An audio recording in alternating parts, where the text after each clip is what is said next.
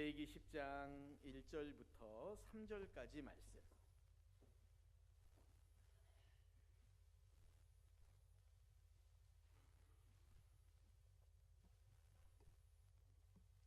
레위기 10장 1절부터 3절까지 말씀, 우리 같이 한 목소리로 말씀 읽겠습니다. 읽습니다. 시작.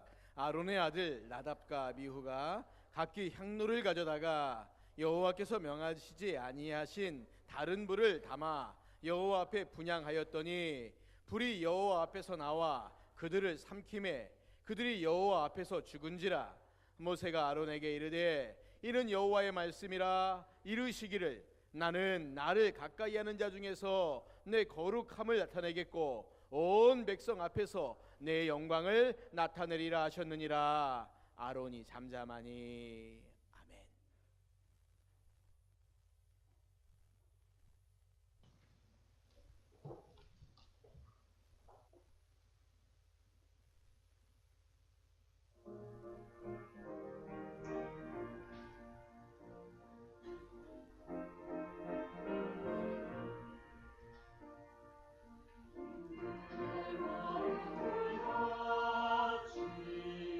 지금 나의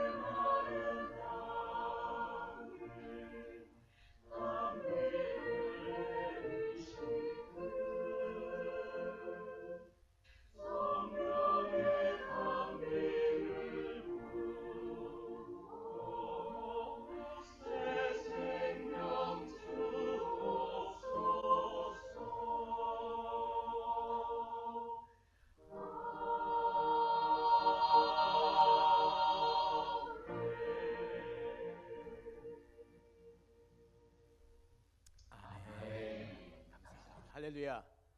할렐루야. 우리 옆 사람과 인사합시다. 참 잘 오셨습니다. 참 잘 오셨습니다. 예, 사랑하고 축복합니다. 오늘 같이 예배하신 우리 모든 성도님들 주님의 이름으로 축복합니다. 1960년대 이스라엘이 했던 일 가운데 하나가 뭐냐면 나치의 추종자들이나 나치의 전범자들을 계속 추격해서 그들을 잡아오는 일이었습니다. 그 중에 2차 세계대전 당시에 유대인 대학살을 주도했던 사람 아돌프 아이히만이라는 사람이 있는데, 이 사람을 이스라엘의 비밀첩보원이 체포해서 드디어 이스라엘로 압송을 했습니다. 그리고 공개적인 재판을 열었습니다. 검사들은 집단 수용소에서 살아남은 몇 명의 유대인들을 증인으로 소환했습니다. 그 중에 한 사람이 예힐 디누어라고 하는 사람인데, 이 사람은 그 악독한 아우슈비츠 수용소에서 기적적으로 살아남은 사람이었어요. 유대인들이 600만 명 정도가 학살당할 때 여긴 이름 들으면 우리가 알지 않습니까? 여기서 살아남은 사람이었어요. 드디어 재판이 열리고 이 디누어가 증언을 하는 날, 이 디누어는 아이히만이라는 사람을 처음 보게 됐습니다. 디누어가 재판장에 들어가서 아이히만을 뚫어지게 쳐다봅니다. 자신의 친구들을 잔인하게 살해했고 수많은 유대인들을 직접 죽였고 수백만의 유대인 학살을 지휘한 그 남자를 본 순간에 이 디누어가 비명을 지르면서 쓰러진 채 막 눈을 떴습니다. 많은 사람들은 아마도 디누어가 이 아이히만이라고 하는 사람의 얼굴에 나타난 악마적인 모습 때문에 그가 공포에 질리고 두려워했는가 라는 추측을 했습니다. 그런데 나중에 미국의 한 TV 프로에 출연한 디누어가 그때 왜 자기가 그렇게 땅에 엎드려져서 통곡을 했는가에 대한 이야기를 하는데 이런 이야기를 했습니다. 자기가 아이히만을 생각할 때마다 머릿속에 아이히만은 악마 같은 사람으로 생각했다는 거예요. 그래서 늘 아이히만 그러면 악마예요, 악마. 머릿속에 상상되어진 이미지가 그렇다는 겁니다. 그런데 재판정에서 그 사람을 딱 보는데 너무 평범한 보통 사람이더라는 겁니다. 그 순간에요, 이 악이란 것이, 죄라는 것이 어쩔 수 없는 인간의 조건인가 보다 하는 그 서글픈 마음이 들었다고 해요. 그래서 디누어가 이런 말을 합니다. 그 순간에 제가 이런 걸 깨달았다는 거죠. 아이히만은 우리 모두 속에 살아 있습니다. 그 말은 무슨 말이냐면 내 속에도 아이히만이 있다는 거죠. 내 속에도 아이히만이 있다는 겁니다. 그 수백만의 사람들을 죽이라고 명령했던 그 악독한 아이히만이 내 안에도 있다는 겁니다. 여러분, 저는 여러 번 말씀드렸지만 군 생활을 좀 독특한 곳에서 했습니다. 저는 가끔 하나님께 감사하는 게 군 생활을 독특한 곳에 했다는 게 제 늘 설교의 주제가 되고 있다는 것, 예학거리가 되고 있다는 게 참 감사합니다. 왜냐하면 여러분들 거기 안 가보셨거든요. 제가 현역으로 증평에 있는 37사단 훈련소에 입소했는데 그 훈련소는 한 기수는 정경으로 가고 그 다음 기수는 제가 부대로 갔던 경비교도대라고 하는 이 부대로 차출되는 그런 훈련소입니다. 참 다행인 게 제가 입소했는데 제 앞기수가 정경으로 다 갔어요. 안 그랬으면 저 큰일 날 뻔했습니다. 1989년도에 제가 입대했는데 정경으로 갔으면 아마 죽어라고 고생하고 왔을 것 같은데, 하필이면 제 앞기수가 정경으로 다 가고 저희 기수는 경비교도대라고 하는 구치소와 교도소를 경비하는 그런 군인으로 차출되어 갔습니다. 그래서 제가 가락동에 있는 성동구치소에서 27개월 동안 근무를 했습니다. 지금은 여기가 아마 다 없어지고 아파트가 들어섰고요. 이 구치소가 얼마 전에 한번 TV에 나오더라고요. 동부구치소라고. MB가 지금 들어가 있는 그 동부구치소, 거기에 지금 새롭게 잘 지어져서 그쪽으로 옮겼습니다. 여러분, 보통 구치소에는 두 종류의 사람들이 드나듭니다. 첫 번째는 직업 때문에 드나드는 교도관들이 있습니다. 또 한 부류의 사람들은 죄를 지어서 드나드는 사람이 있습니다. 저는 직업은 아니지만 국가가 후에 목회하면서 많은 경험을 하라고 미리 제가 무엇인지, 구치소가 어떻게 생겼는지, 교도소는 어떻게 생겼는지 좀 알게 해주시려고 저를 그렇게 보내주셔서 국가에 대해서 감사하는 마음도 있습니다. 여러분, 구치소에 사람이 갇혀 있을 때와 다시 밖으로 나갔을 때 다른 점이 뭐가 있는 줄 아세요? 딱 한 가지가 다른 점이 있습니다. 구치소 안에 있을 때와 구치소 바깥에 있을 때 뭐가 다른 줄 아세요? 예, 우리 집사님 자유라고 말씀하시는데 그 안에도 자유는 있습니다. 먹고 자고 다 해요. 예, 뭐가 다르냐면요, 옷이 달라요. 옷이 바깥에 있으면 내가 마음대로 옷 입잖아요. 그래서 양복을 입든 운동복을 입든 반바지를 입든 긴 바지를 입든 뭐라 안 해요. 어떤 색깔의 옷을 입어도 괜찮습니다. 그냥 마음대로 입습니다. 그런데 그 안에 있으면 딱 하나만 입습니다. 파란색의 수의 하나만 입습니다. 무조건 이 옷으로 갈아입어야 합니다. 그래서 구치소 들어오는 날 그들이 처음 하는 일이 뭔지 아세요? 입고 왔던 모든 옷을 다 벗어요. 그리고 구치소에 준 옷을 파란 옷으로 갈아입습니다.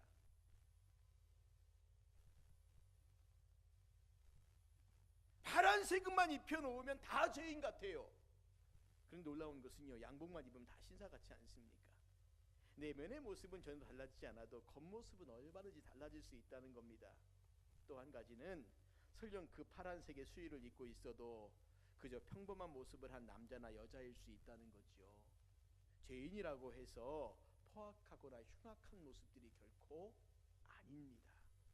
그 속에 사람들의 모습을 보면서 간혹 이런 생각을 할 때가 있었습니다.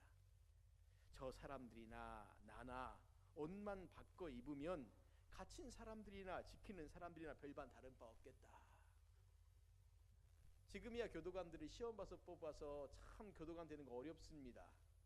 근데 제가 근무할 당시에 이렇게 한 8급 공무원쯤 되시는 분들인데, 그때는 뭐 교도관 안 그러고 간수라고 많이 불렀잖아요. 근데 이분들이 덩치가 굉장히 커요. 근데 얼굴도 아주 그냥 우락부락하게 생겼습니다. 언뜻 잘못 보면 이 사람들이 죄인 같을 때가 있어요. 근데 왜 대부분 저렇게 덩치가 좋고 힘도 좋고 그렇게 생기셨을까 봤더니 그분들을 뽑을 때 그렇게 뽑았답니다. 뭐 물론 진짜인지 아닌지 모르겠어요. 그분들이 하는 얘기인데, 그 당시 간수를 뽑을 때는 이 사방 이게 저기가 있습니다. 그 교도소 담장. 그 담장에 쌀감 하나를 딱 짊어지고 달리기를 시킨대요. 그래서 쫙 달려가지고 제일 먼저 들어온 순서부터 이렇게 뽑는 됩니다. 힘 좋은 사람, 빠른 사람. 왜냐하면 그 안에 갇혀 있는 사람들이 워낙 그 흉악한 사람들이기 때문에 말 좀 잘 듣게 하려면 그런 사람이 필요해서 아마 그랬던 것 같은데, 지금은 안 그렇습니다. 지금은 시험 봅니다. 지금 시험 봅니다.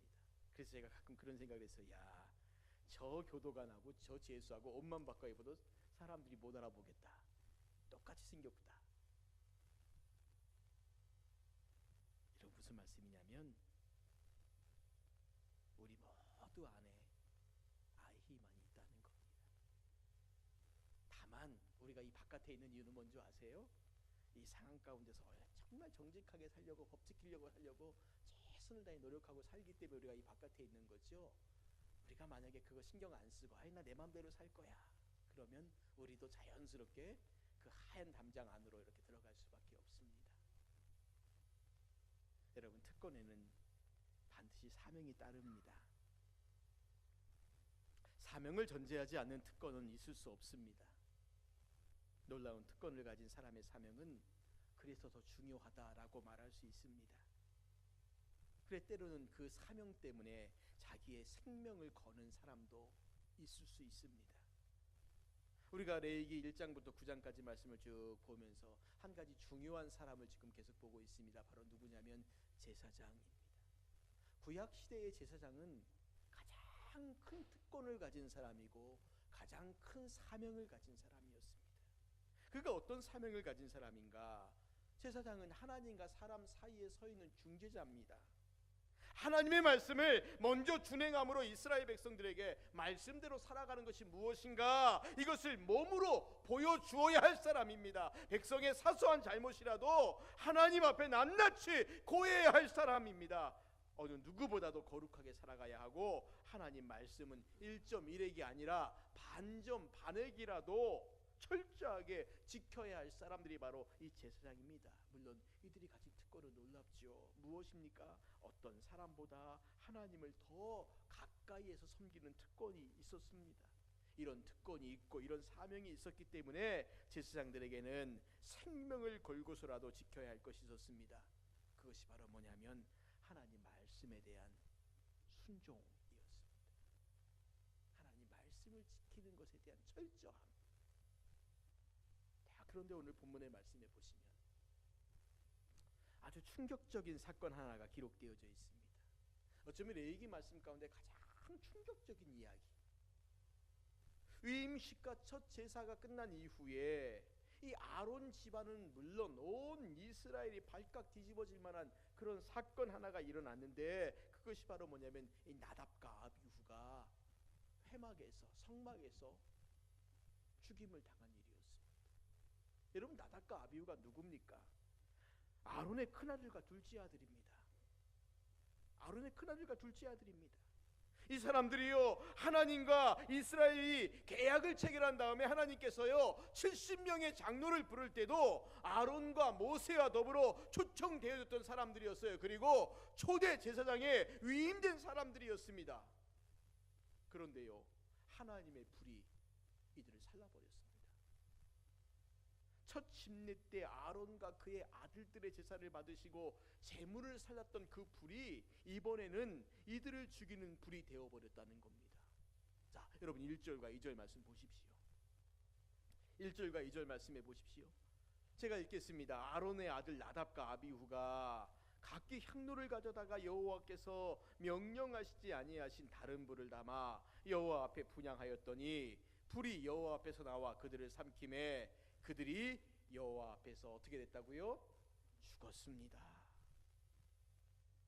나답과 아비후에게 왜 이런 충격적인 일이 벌어졌냐면, 오늘 여기 말씀 가운데 우리가 어떤 힌트를 찾아볼 수 있냐면은 여호와께서 명령하지 아니하신 다른 부들을 그들이 하나님 앞에 분향했다라는 겁니다.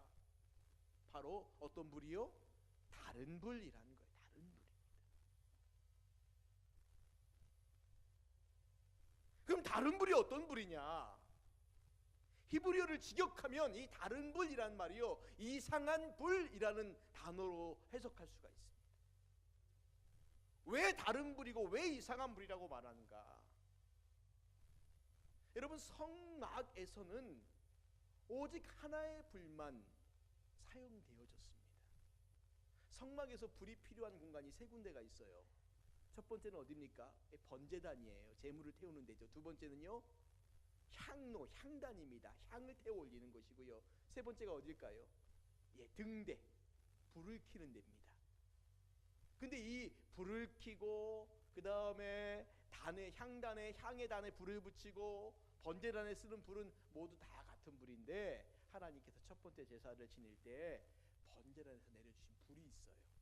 사람의 불이 아닙니다.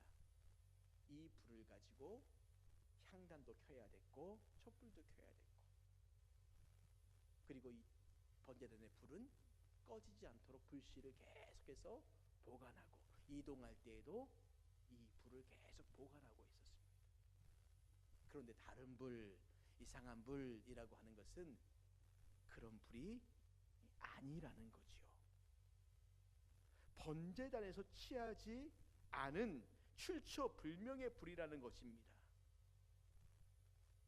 나답과 아비후가 무슨 연유에서인지 분명하진 않지만 하나님 앞에 드려야 될 향로의 불을 번제단의 불이 아니라 출처를 알 수 없는 곳에서 가져다가 분향을 했다는 겁니다. 왜 그랬을까? 저는 항상 이 부분만 오면 이 나답과 아비후가 왜 그랬을까? 왜 그랬을까 좀 생각을 해봐요. 아니, 하나님께서 명령하지 아니하신 것도 아니고 분명히 이 불을 써야 된다라고 명령하셨고, 그리고 그 말씀을 들었으면 지켜야 될 텐데 왜 이 나답과 아비후는 그 말씀을 듣고도 그 말씀대로 준행하지 않았을까? 왜 그랬을까? 왜 그랬을까? 자, 이 부분을 한번 조금 이따 생각해 보고요. 중요한 건 뭐냐면 어찌됐거나 그들이 한 이 일의 결과가 얼마나 무서운 것이었냐면은 불이 여호와 앞에 나와서 그들을 삼켰어요. 그리고 그들이 죽어버립니다. 마치 벼락을 맞아가지고 그냥 즉사한 것처럼 그들이 그렇게 죽어버렸다는 겁니다. 성도님들, 하나님 앞에서 살아가는 사람들은 아무리 작은 것이라도 하나님의 뜻에 합당한 삶을 살아야 합니다. 작고 보잘것없는 것이라도 스스로의 생각대로 판단하고 결정한다면 그것은 우리가 상상도 하지 못할 무서운 결과를 가져올 수 있습니다. 우리 말씀 한 구절 찾아보겠습니다. 민수기 20장입니다. 민수기 20장 7절부터 12절까지 말씀해 보시면 하나님께서 모세를 가나안 땅에 들여보내지 않겠다 하시는 그 이유가 나옵니다. 그런데 이유가 너무 단순해요. 너무 단순합니다. 자, 우리 말씀을 한번 천천히 같이 한번 읽어보겠습니다. 민수기 20장 7절부터 12절까지 말씀 우리 읽겠습니다. 시작. 여호와께서 모세에게 말씀하여 이르시되 지팡이를 가지고 내 형 아론과 함께 회중을 모으고 그들의 목전에서 너희는 반석에게 명령하여 물을 내라 하라. 내가 그 반석이 물을 내게 하여 회중과 그들의 짐승에게 마시게 할지니라. 모세가 그 명령대로 여호와의 앞에서 지팡이를 잡으니라. 모세와 아론이 회중을 그 반석 앞에 모으고 모세가 그들에게 이르되 반역한 너희여 들으라. 우리가 너희를 위하여 이 반석에서 물을 내랴 하고 모세가 그의 손을 들어 그의 지팡이로 반석을 2번 치니 물이 많이 솟아나오므로 회중과 그들의 짐승이 마시니라. 여호와께서 모세와 아론에게 이르시되 너희가 나를 믿지 아니하고 이스라엘 자손의 목전에서 나의 거룩함을 나타내지 아니한 고로 너희는 이 회중을 내가 그들에게 준 땅으로 인도하여 드리지 못하리라 하시니라. 여러분, 어떤 내용입니까? 이스라엘 백성들이 광야길을 걸어가면서 너무 더우니까, 갈증이 나니까 그들이요 불평을 참 많이 했습니다. 목마르다고요. 여러분이 목마름이 얼마나 심한가 궁금하시면 더울 때요, 우리나라는 습도가 있기 때문에 좀 덜하지만 운동장에서 추가로 한번 뛰어보십시오. 그리고 물을 먹으려는데 물이 없다고 생각해 보세요. 그 잠깐의 순간도 우리는 굉장히 힘들 겁니다. 이스라엘 백성들 광야를 걸어가면서요 불평했던 것은 이유가 있습니다. 정말 목이 말랐어요. 정말 더웠어요. 정말 힘들었습니다. 그런데 그 원망하는 것도 좀 적당한 선을 지켜야죠. 이 당시 이것은 좀 선을 넘어선 것 같습니다. 모세가 너무 힘들었어요. 하나님, 내가 도대체 이들을 낳았습니까? 이들이 내 새끼입니까? 도대체 왜 나에게 이런 백성들을 맡기셔서 왜 나를 이렇게 고통스럽게 하십니까? 하나님께서 모세에게요 위로하시면서 말씀하신 게 바로 뭐냐면 그 백성을 다 모으고 손에 지팡이를 쥐고 그 지팡이를 가지고 반석을 치라고요? 그렇게 말씀하셨습니까? 아니죠. 뭐라고 말씀하셨어요? 명령하여 물을 내라. 근데 모세가 그 말을 듣고 순종을 해요. 어디까지 순종하냐면 지팡이를 손에 잡고 그리고 백성을 모아요. 그런데 모세도 화가 많이 났습니다. 뭐라고 말하냐면 반역한 너희여 들으라. 우리가 너희를 위하여 이 반석에서 물을 내랴. 반역했다라는 이 말이 우리 이전 개역 성경에 보시면 패역한 물이요 이렇게 말해요. 패역한 물이. 정말 못돼 먹은 놈들 뭐 이렇게 말하는 겁니다. 모세는 화가 막 났어요. 그들을 보니까 화가 났어요. 힘들게 하는 게 화가 났어요. 그래서 하나님 말씀을 잠깐 잊어버렸는지 아니면 그 분 때문에 그런지 모르지만 모세가 지팡이를 들고요 반석에게 명하여가 아니라 반석을 2번 쳐버립니다. 물은 나왔어요. 그리고 온 회중과 짐승들이 물을 다 아주 풍족하게 먹었어요. 네, 문제는 그 다음이었습니다. 하나님께서 그 다음에 모세와 아론에게 나타나셨어요. 그리고 말씀하십니다. 너희가 나를 믿지 않았다. 그리고 너희가 나의 거룩함을 나타내지 않았다. 여러분 생각해 보세요. 아니 명령한 것과 두 번 친 것과 뭐 큰 차이가 있습니까? 제가 뭐 이상한 하나님을 믿은 것도 아니고 그죠? 명령해라 한 말을 잠깐 좀 화가 나니까 좀 힘드니까 자기도 지치니까 그냥 딱딱 쳐버렸어요. 그런데 하나님이 이것 갖고 뭐라고 말씀하신 줄 아세요? 너 더 이상 이 백성을 데리고 내가 약속한 그 땅에 못 들어간다. 이게 무슨 말입니까? 모세 입장에서 참 억울할 수 있겠어요. 그런데요, 모세는 그 앞에 무릎 꿇습니다. 얘는 제가 잘못했습니다. 사소한 차이, 별것 아닌 것 같이 보이는 그것, 아 다르고 어 다른데 우리는 뭐 아예 아나 어나 그게 그거죠라고 말할 수 있지 않습니까? 그런데 아 다르고 어 다르다는 겁니다.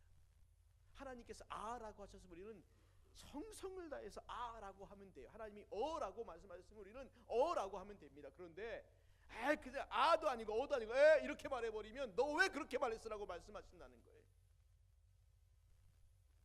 자, 그렇다면 우리가 이 모세의 이야기를 생각하면서 나답과 아비후를 한번 생각해봐야 되지 않습니까?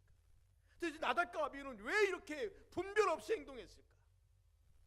왜 그랬을까? 정확하게 이유가 명시되어 있지 않지만 우리는 그 후의 말씀을 통해 이런 추측을 좀 해볼 수 있습니다. 여러분 8절부터 10절까지 말씀 보십시오. 레위기 10장 8절부터 10절까지 말씀해 보시면 이렇게 말합니다. 제가 말씀을 읽겠습니다. 여러분 한번 눈으로 따라오시기 바랍니다. 여호와께서 아론에게 말씀하여 이르시되 너와 내 자손들이 회막에 들어갈 때에는 포도주나 독주를 마시지 말라. 그리하여 너희 죽음을 면하라. 이는 너희 대대로 지킬 영원한 규례라. 그리하여야 너희가 거룩하고 속된 것을 분별하며 부정하고 정한 것을 분별하고. 자, 여러분 보세요. 여기 뭐라고 말합니까? 포도주나 독주를 먹지 말아라 라는 술의 문제가 언급되어 있죠. 그렇지만 이 말씀은 술을 먹어야 되느냐 먹지 말아야 되느냐 그 말씀을 하고 있는 게 아닙니다. 제사장이기 때문에 포도주나 독주를 매사에 마시지 말라 그 말씀 아닙니다. 당시에 포도주나 독주는 일상생활에서 필요한 음료였습니다. 오늘 우리하고 개념이 좀 달라요. 그러나 제사장이 자신의 직무를 하러 회막에 들어갈 때에는 절대 포도주나 독주를 마시면 안 되었습니다. 포도주나 독주를 마시고 회막에 들어간 것이 죽음에 이르는 죄악이 아니라 포도주나 독주를 먹으면 무엇을 못하냐면 거룩하고 속된 것, 부정하고 정한 것에 대한 그것을 분별하지 못한다는 겁니다. 분별력이 사라진다는 거예요. 또 하나님께서 모세에게 주신 모든 규례를 온전하게 준행하지 못할 수 있다는 겁니다. 여러분 제사장이 성막에 들어갈 때는 하나님께서 주신 말씀을 다 기억해야 돼요. 어떻게 하고 어떻게 하고 어떻게 하고 어떤 불을 쓰고 어떤 향을 쓰고 모든 것을 정확히 기억해야 되는데 만약에 이 제사장이요 술에 취해서 거길 들어간다고 생각해 보십시오. 그럼 제대로 하겠습니까? 아마 하지 못할 일도 할지 몰라요. 지성소 들어가지 말라 그러는데 아마 지성소 확 들어갈지도 모릅니다. 그러니 회막에 들어갈 때는 절대 포도주나 독주를 먹지 말라는 겁니다.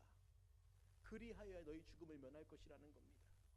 또 백성들에게 말씀을 전할 때에도 술 기운에 전혀 엉뚱한 것을 생각 없이 말해버릴 수 있다는 거죠. 그러니 회막에 들어가서 제사장의 직무를 감당할 때에 그리고 백성들에게 하나님의 모든 규례를 가르칠 때에는 술 기운이 아니라 가장 맑은 정신의 일을 감당하라는 겁니다. 그렇지 않고 조그만 실수라도 저지른다면 그 제사장은 하나님의 진노를 받아서 죽음에 이를 수 있다는 겁니다. 이 말씀을 생각해 보면 저는 이런 추측을 해볼 수가 있습니다. 나답과 아비후가 포도주나 독주를 마시고 지정된 불을 가져가야 하는데 혹시 다른 불을 가져간 것이 아닐까 라는 추측이에요. 또 하나는 이들 마음 가운데 어쩌면 교만함이 들어가지 않았을까. 내가 제사장인데 이런 것 좀 뭐 좀 바꿔도 되지. 에이 뭐 이불이나 저불이나 그불이 그불이지 무슨 큰 차이가 있겠어.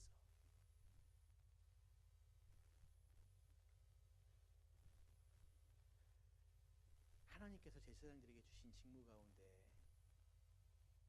그들이 반드시 정확히 해야 될 게 바로 뭐냐면 분별해 주는 겁니다.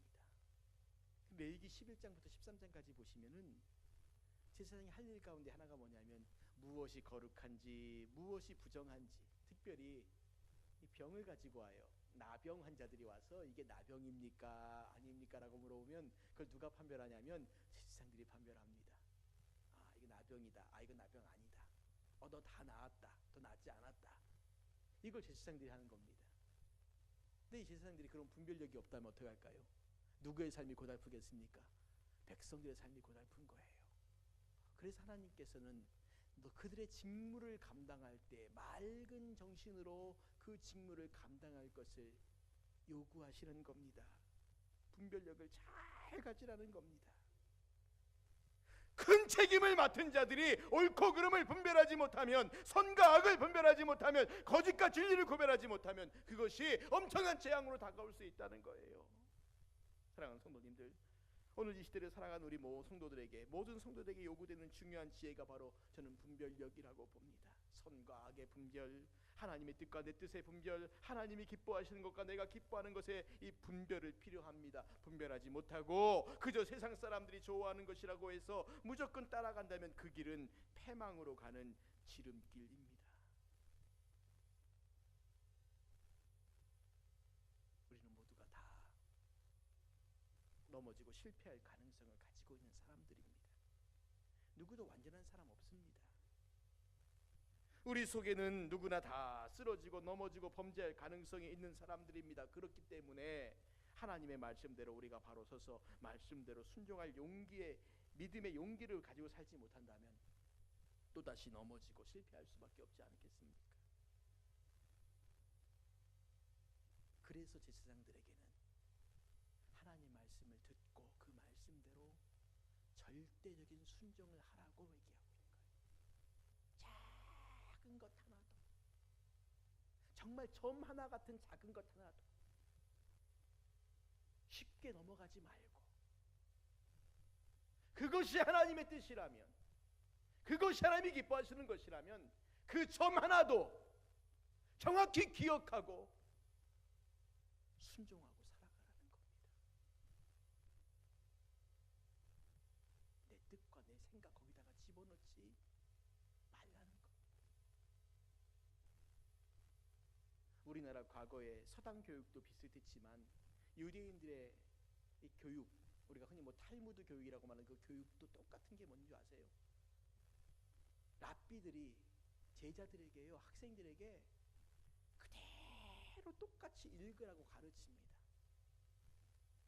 하나님 말씀을 외울 때까지 그들에게 읽으라고 가르쳐요. 그리고 앞에서 읽게 합니다. 읽고 따라하고 읽고 따라하고.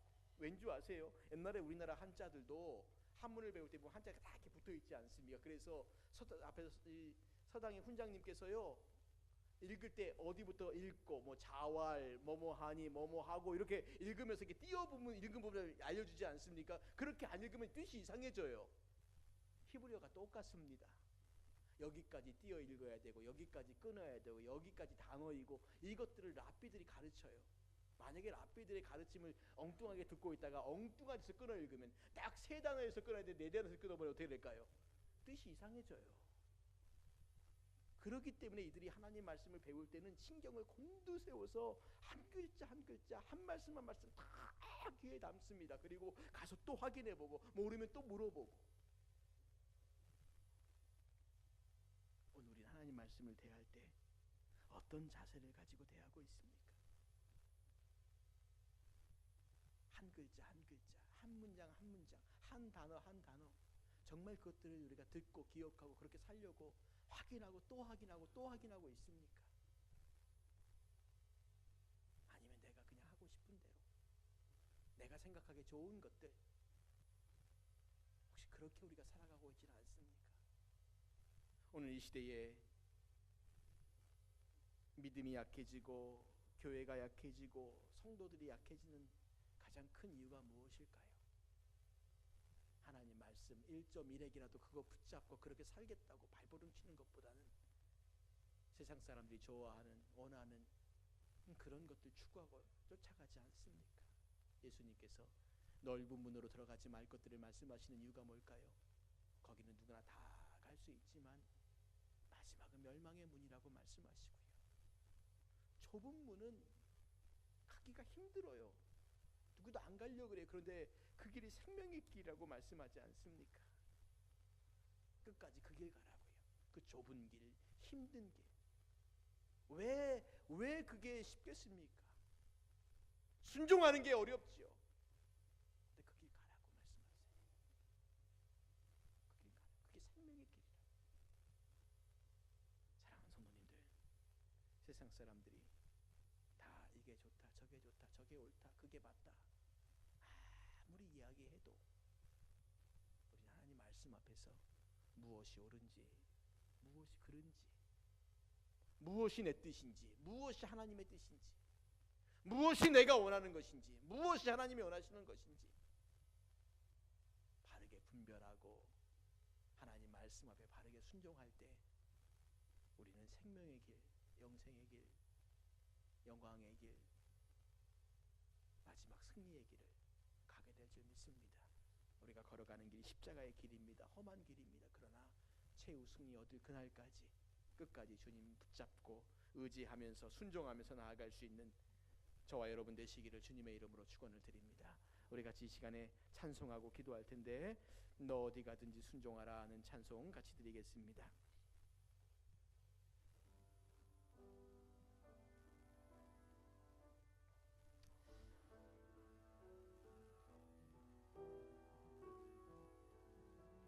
너 어디 가든지 순종하라.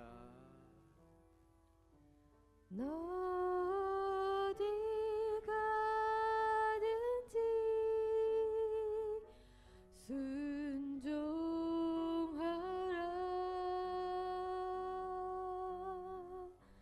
너 어디 있든지 순종하라.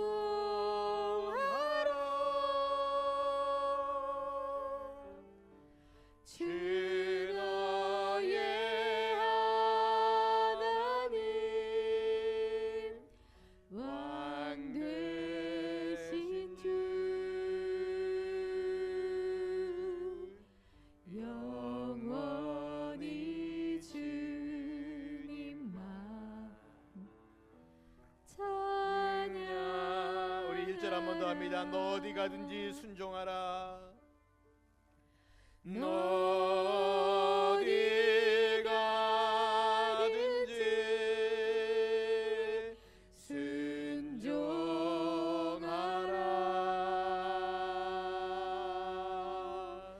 너 어디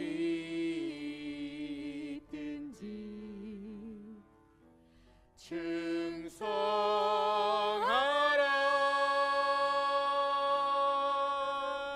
주 너의 하나님 왕 되신 주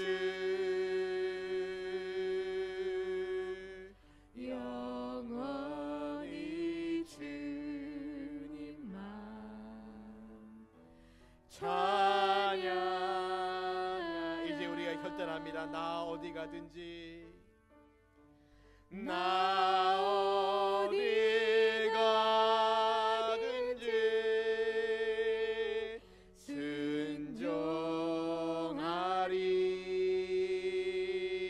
순종하리. 나 어디 있든지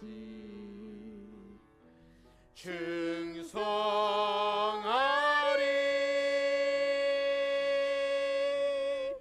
주 나의 하나님 왕 되신 주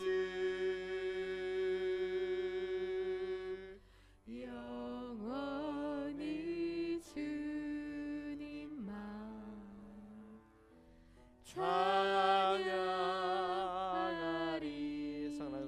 시간을 같이 한번 기도하실 때 오늘 우리가 기억하는 말씀과 같이 부른 찬양을 기억하면서 우리에게 하나님 요구하시는 게 순종과 충성입니다.